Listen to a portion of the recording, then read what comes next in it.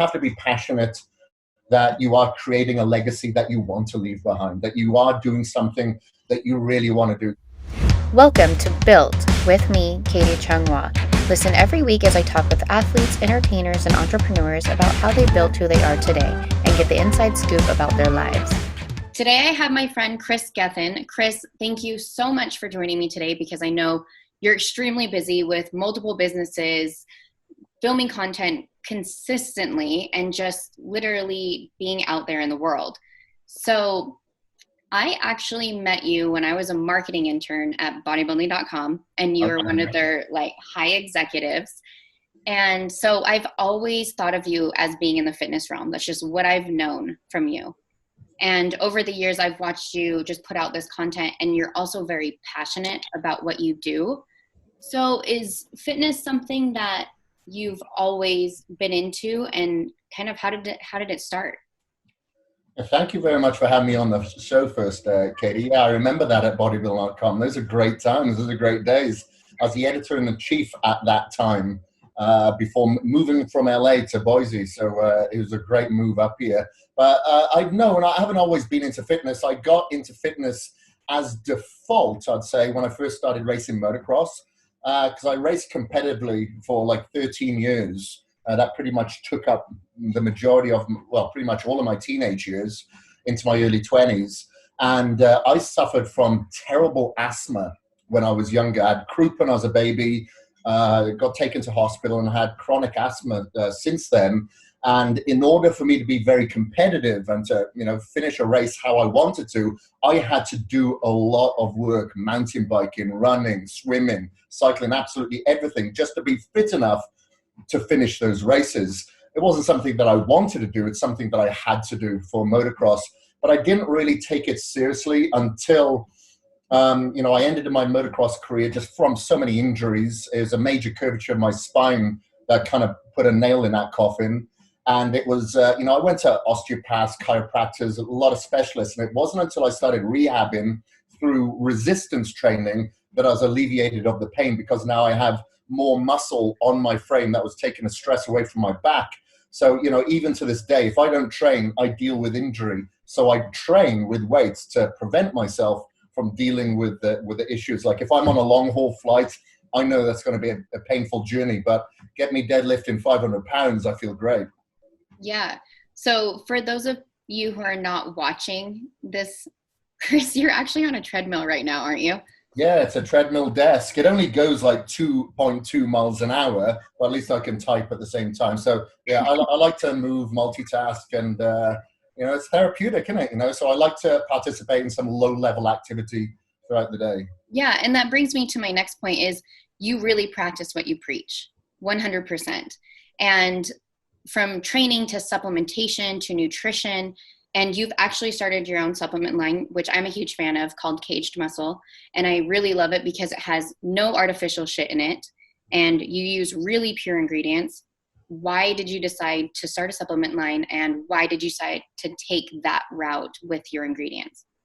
Well, up until 2010, I was always kind of behind the camera. So I was a writer and photographer for Weeder Publications. And then obviously with bodybuilding.com, I was the editor-in-chief there. And it wasn't until Ryan DeLuca kind of kicked me in front of the camera, and I thought, wow, okay, now I have a responsibility. And I started having some of the supplements companies that I was taking tested. So I was putting my hand in my own pocket, getting supplement companies tested. And I was quite surprised that some companies that nobody had really heard of were awesome, tested really good. But there was a lot of other companies that were very well known. They were kind of quote unquote mainstream, and they tested very, very bad, really underdosed. So that's when, I started talking to my now business partners about the possibility of creating an own line, because what I started doing was taking single form ingredients and kind of mixing them together. But I knew for the consumer that was watching these videos, they're not going to go and do that. They're not going to buy bulk beta-alanine and carnosine, So that's when, I started speaking to my business partner and said, hey, this is the idea that I want. I want to have fermented ingredients. I want to have patented ingredients. I want to have organic ingredients. And like in the UK, you cannot have anything that's artificially flavored or colored. And I wanted to bring that mentality to the US because not many people are doing it. So we decided, okay, let's see if it can be done. Is it going to be very profitable? Probably not. However, we're putting out something that I would take for myself, that I'd give to my family, and I don't feel like I'm selling snake oil. I feel like I'm putting out something authentic. So that's what we decided to do. So we started off with single form ingredients. And, I've got a lot of friends in the industry that are CEOs or founders of other supplement companies. And they're telling me, you're digging your own grave. You've got to start off with formulations like a pre-workout or protein.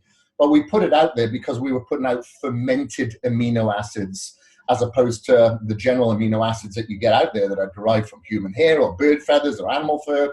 And we had a story that really shook the tree within the supplement industry, and it's kind of escalated from there. Well, that's something that I really admire, because for me personally, I watch what I put in my body, and now more people are becoming aware of what is actually out there and what is causing harm. So I think that you guys kind of were the trailblazers with that. And now you're seeing more companies come out with all natural, organic, the right ingredients, the right stuff. And so, yeah, maybe back then you were digging your own grave, but definitely not anymore. You're the trailblazers. And that's something that people are starting to pay attention to. And it always baffles me that we in the US are allowed to have ingredients and things that other countries do not allow. Like that is so frustrating to me. Yeah, it is frustrating. It's crazy. And there's a lot of other companies out there that are starting to do these things. Like, the Alan from Grenade, he's got fermented amino acids now. I love the guys over at NutriBio. They're really doing things right. So there's companies out there that are really starting to, spread their wings in regards to bringing the sports supplement sector and the health sector together, which it should be, because we're in the quote unquote health industry. So shouldn't supplements be promoting your health as well as your performance? And, you so rightly said that, in Europe, you'll have very high, you'll have levels of, say, mycotoxins, mold spores in grains or coffee or chocolate and wine that they will not allow in the European Union. However, whatever is disregarded there, the US goes, well, we will take it. So then they export those grains, those mold spores that you'll find over here to the US for the US citizens to consume, which is beyond me. So, I wanted to make sure that we do not fall into those categories either, that it is something that we're trying to put out that is pure.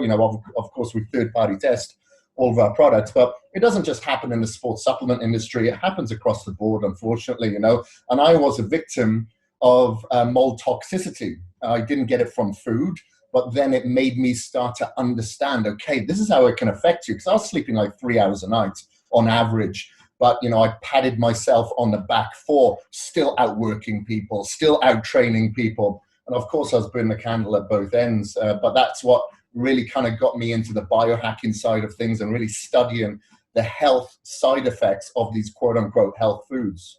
Why do you think that they do that? Because it's cost effective to allow the bad food in there, or the bad ingredients? Yeah, of course. It's cost effective. If you're mass producing and you're able to have these white labels, get through customs to another country, it's going to be very, very cheap to purchase. So there's a huge margin then to sell. So for instance, I lived in Australia for a while. And, if you go to the Hunter Valley, where you go to the top wine region, you'll get something that's called a clean skin from those vineyards. And this would be like a $20 bottle of wine that you'd get for $1. Because at the top of the barrel and at the bottom of the barrel, they wouldn't be able to accurately measure the amount of alcohol that's in there. And of course, they have to do that to sell it on. So think about it with mold toxicity. You can't measure that mold toxicity, or it's over the top. So they have to sell it away cheap, very cheap. So then as a consumer from, a company in the US, you're providing a lot of profit for those brands, and you're providing yourself nothing but unhealthy circumstances for yourself. That's terrifying to know that the world works that way. But yeah, and you never think about it in coffee or wine. You never think, okay, this is really bad for me, but it can be. It's very deceiving. Yeah, people need to be more educated, and I really appreciate you having a company out there that is doing the right thing and having the integrity to give people the right ingredients, which pays off because they start to see results and they get healthier and they feel better. So if they take your supplements, they'll know that. Yeah, and I ask, I get my clients to quantify as much as they possibly can. So through food allergy, inflammatory markers, through blood tests. I get them to quantify their sleep. So I'm wearing an Aura ring now, so you can see what the deep sleep is and REM, because obviously these can have all negative effects on your sleep cycles as well. And obviously that leads to anti-aging if you're able to, sleep well. And, there's a lot of other avenues. So there's something called a glycanage test. You can have your telomeres tested, which actually tells you what your biological age is over your chronological, because people complain, oh, I'm 46, I'm 56, or whatever it is, but that means nothing. What means everything is what your true biological age is, what your health age is. So I'll get my clients to do that as well. And if you are taking the wrong supplements, the wrong food, if you're not sleeping, if you're not managing stress, then obviously you're going to age very, very quickly.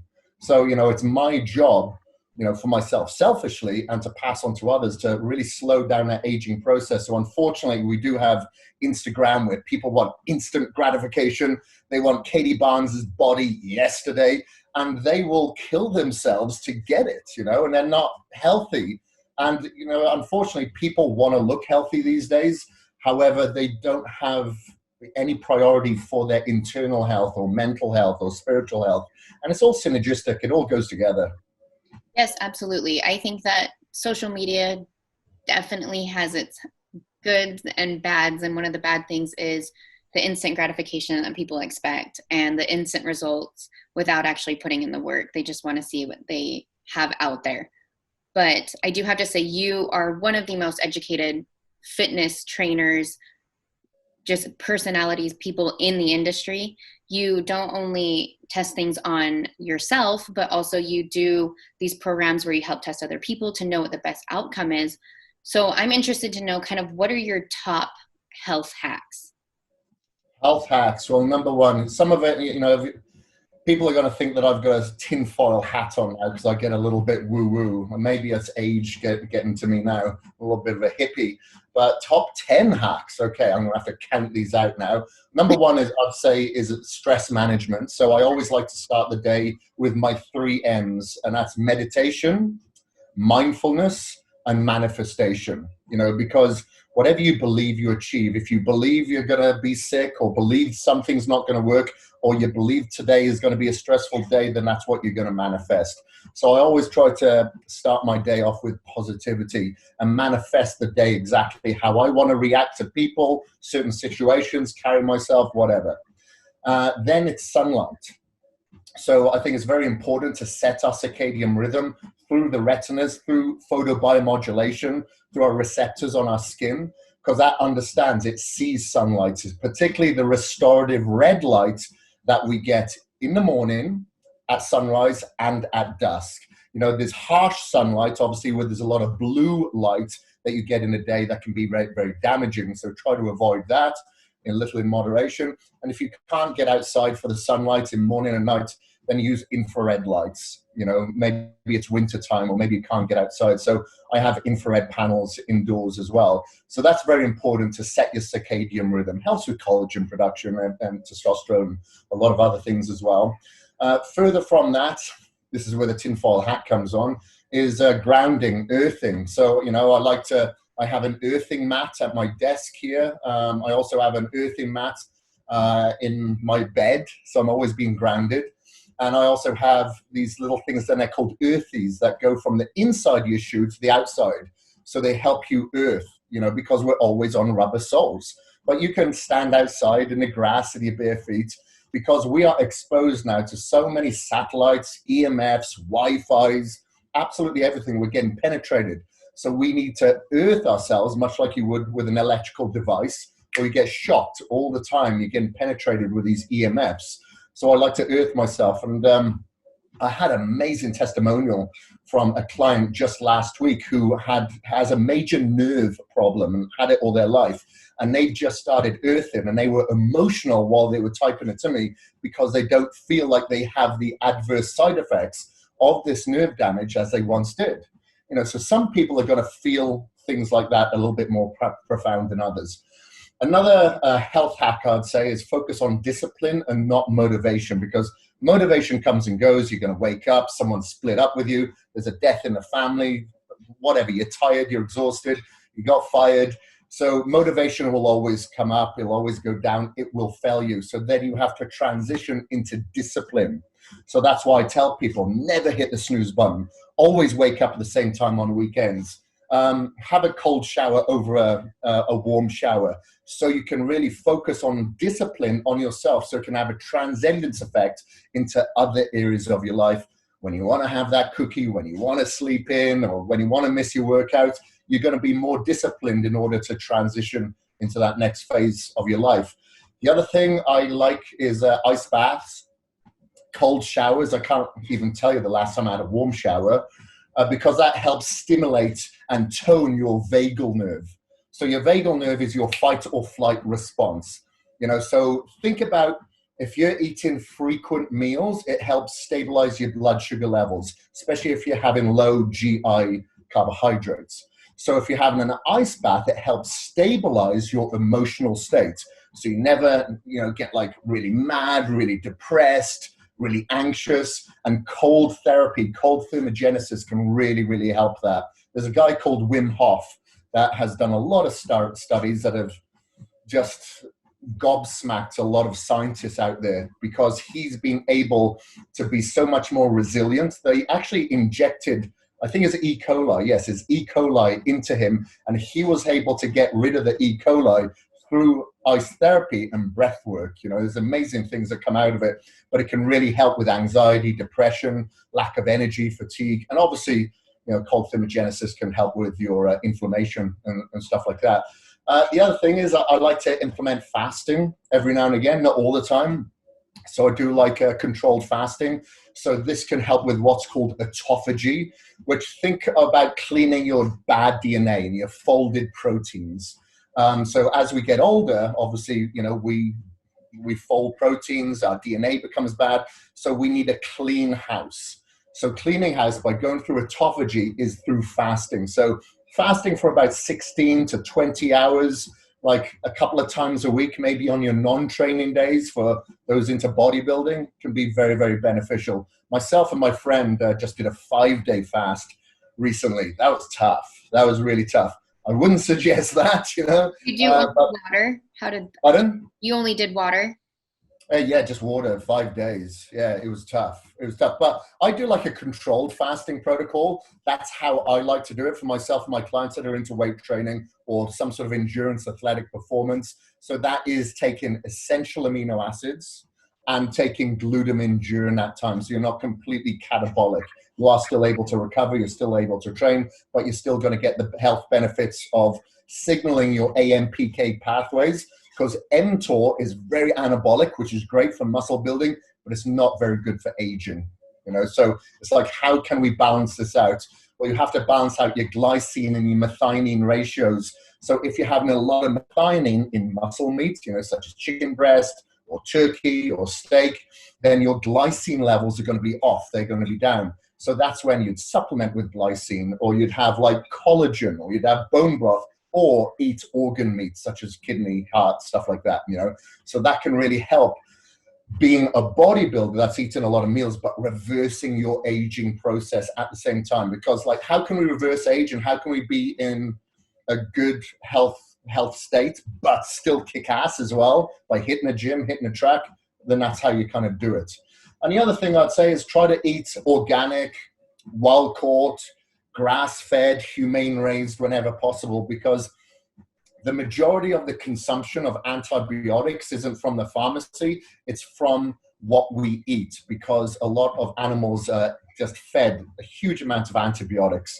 It's absolutely disgusting, and we consume that, and we are what we eat. So I try to always go for grass-fed, grass-finished. I've got my own chickens here, and I try to go organic as much as possible, because as we know, the majority of the crops are sprayed with glyphosate or Roundup. So I try to go as close to a paleo style or natural lifestyle as possible, much like our ancestors would have eaten. So I like to try to combine a lot of the biohacks of what we have available today with ancestral wisdom as well, and kind of bring them both together. Maybe that's 9 or 10. That's one of the biggest knowledge bombs that we could have gotten out of this podcast. Thank you so much for all of that information. That's something that constantly I'm going to play back because it's just so much valuable information that you've gotten and you've been able to give to us. And you know that also because you put yourself through some of this, right? And you've tested it for yourself.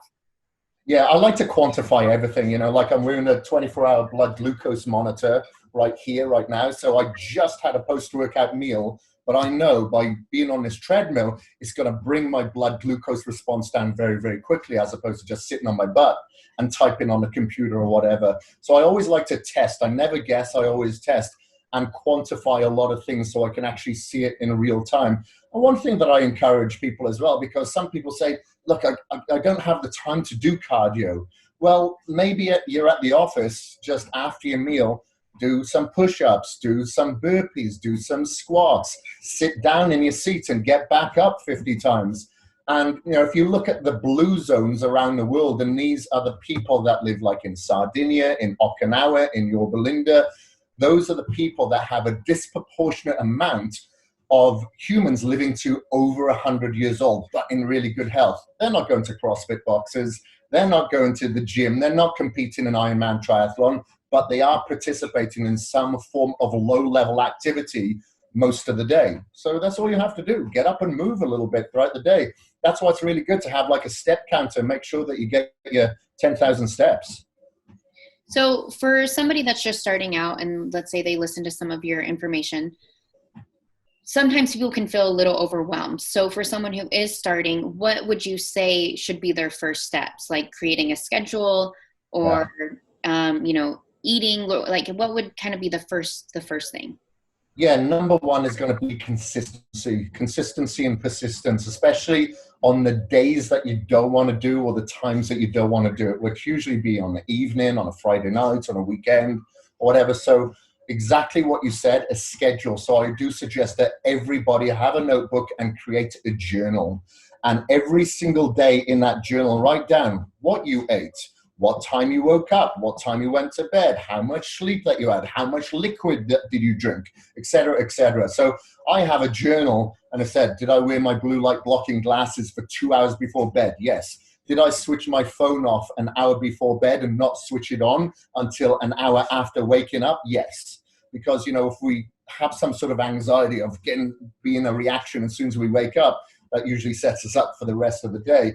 So I'd say becoming aware by journaling. If you journal, you are much more aware, and then you have an understanding of why you are doing something right, or if you're doing something wrong, because a lot of people do things wrong because they're not present and they're not aware. So I always tell people, when you do sit down to eat, make sure you're not scrolling, you're not reading, you're not watching TV, you are aware and you're taking your time with gratitude of what you're eating, for instance, because a lot of the time we're constantly in a sympathetic state. So our cortisol levels are higher and we're eating food and we're storing it as opposed to utilizing it. So being aware is going to be the biggest thing. So the number one thing that I get everybody to use to begin with is journaling. So a lot of people say, what diet should I eat? What training protocol? I'm like, forget about that first. Let's create some consistency and then implement another good habit once a week by removing a bad habit once a week as well. So never try to get rid of it, always replace it. That's great advice. So you own multiple gyms. You started a gym franchise, you own a supplement company, you do online training, and you create content. For the rest of the week you were unavailable because you're filming all week. So you do all of these things and you're so successful in every single area. And I think it is a testament to how disciplined you are, like you said, and how everything is scheduled and you're sticking to it. And I also like to talk about how entrepreneurs are successful. So how did you learn to kind of compartmentalize everything and just be happy in your life?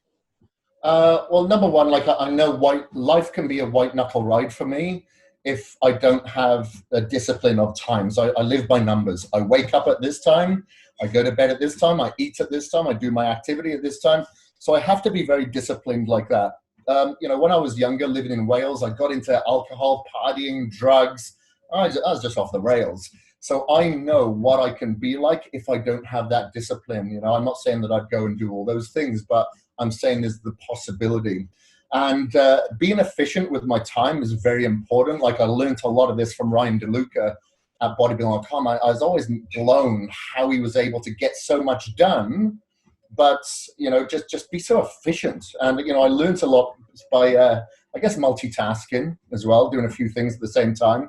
But you have to find that passion. As cliche as it sounds, you have to be passionate that you are creating a legacy that you want to leave behind, that you are doing something that you really want to do. Because I failed at school. I sucked at school and I didn't like school. I just didn't like education. I'm not saying it's bad, but it just definitely wasn't for me. And, I realized quickly by observing people like Richard Branson that he wasn't happy because he was successful. He was successful because he was happy. So it's very important that you're happy and enjoying what you're doing, because something has to put the spring in your step when you wake up in the morning to do your job well. And I find that, that's a missing piece out of a lot of things. People build a business to scale it, to sell it, and then they don't know what to do. The amount of people that have sold a business in the supplement industry is funny to me, because they always end up coming back in. Because, the brain needs activity. It needs purpose. You have to do something that feels like that you're providing more value to people than actually what they're paying for. Yes. And I think that you have built such a great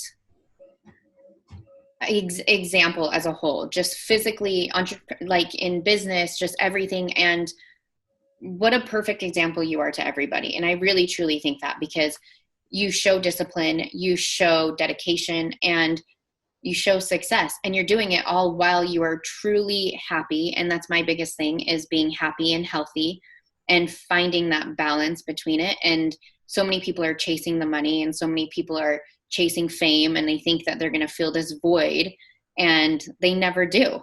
And so I just think that if more people can be like you and just want to give back and just want to find their passion and just want to pursue it, they would find that happiness within themselves.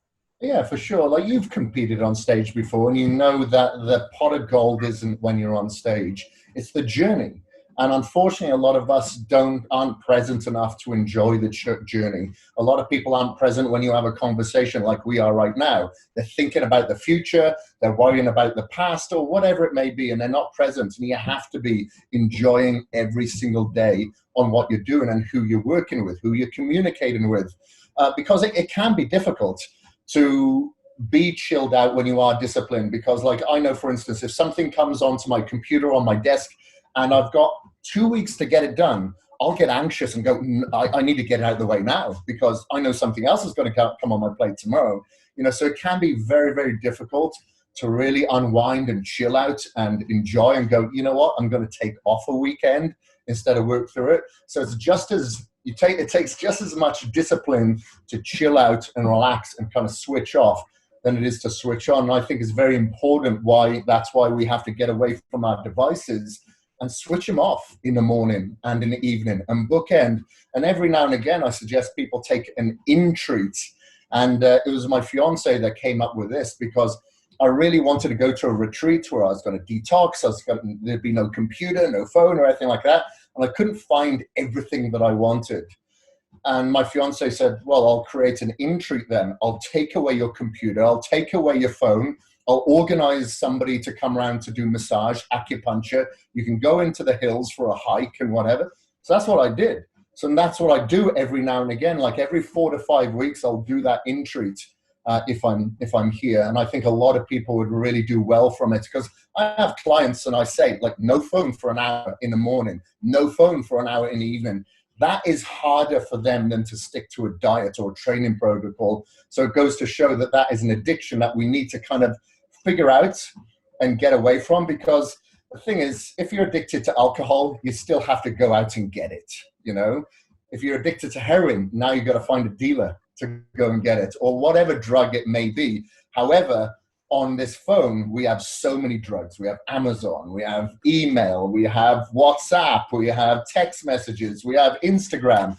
So there's a lot of drugs on there. You go down a lot of rabbit holes. So I think that's why it's very important for people to switch it off in order to switch on and be connected with themselves.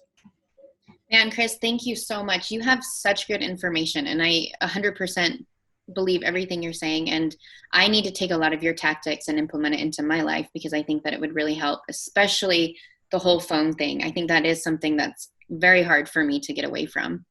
Yeah. But Especially if you put a business on there as well, isn't it? Because you go on there maybe to answer an email, and next thing you know, you're like, how did I get into this DM? Or, how yeah. am I like scrolling?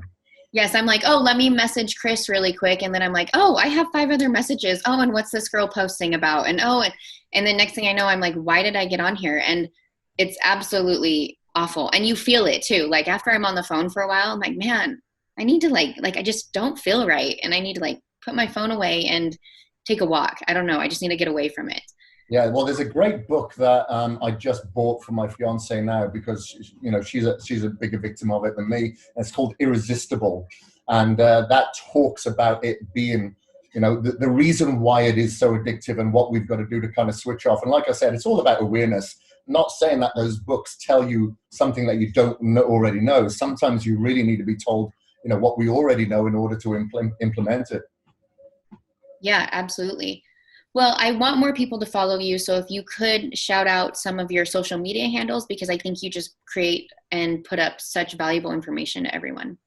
Sure. Thank you very much, Katie. So it's just Kris Gethin, Kris, Gethin, Gethin. Find me on Instagram, and then, you can probably get access to pretty much everything else from there. Perfect. Well, thank you so much for joining me today. I love that you're walking on a treadmill throughout our entire interview. Thank you for being a 1.5 miles.